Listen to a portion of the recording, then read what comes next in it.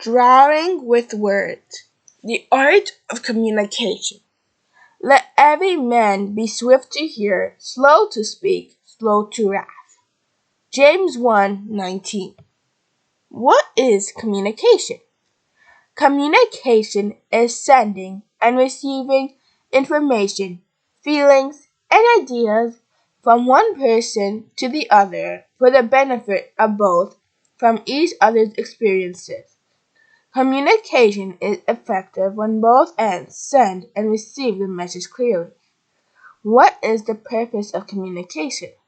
Providing information, sharing feelings, persuasion, motivating others, entertainment. Elements of communication. The sender or speaker is the person giving the information. The receiver or listener is the person who receives the message. The message is the information transferred. The feedback is the reaction of the receiver. Read the story of our Lord Jesus Christ meeting with the Samaritan woman at the well in John 4, verse 1 to 42, and find the elements of good communication in this meeting. Types of communication. Internal. Internal communication is within oneself. The prodigal son exemplifies internal communication. But when he came to himself, he said, "How many of my father's hired servants have bread enough and to spare, and I perish with hunger? I will rise and go to my father, and will say to him, Father, I have sinned against heaven and before you, and I am no longer worthy to be called your son. Make me like one of your hired servants."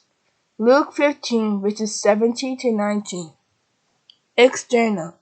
External communication is communication with the people around us in our daily life.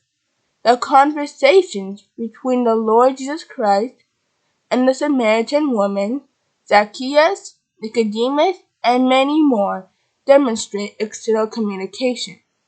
What is another example of external communication from the Holy Bible? General requirements of effective communication. The speaker. Show interest in the listener. Use language that would be understood and appreciated by the listener. Take into account the feelings of the listener. Choose the right time and place to speak.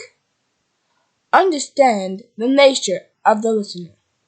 The listener must show interest in what they hear, must summarize what they heard, must assure the speaker that they are understood, must not be quick to give an opinion until they listen and the speaker finishes what they want to say, must not be distracted, example, being on the cell phone, must not interrupt. Obstacles of communication. Lack of interest in the other person. Body language is not consistent with spoken words. Previous judgment on others. Example, having a negative impression about the person you are talking to, resulting in assumptions and bias, and hindering good communication. Different goals between the speaker and listener. Using language that is not understandable to the listener. Personal differences, such as way of thinking or culture. Lack of trust, meaning that the listener does not trust the speaker. Disinterest of either party.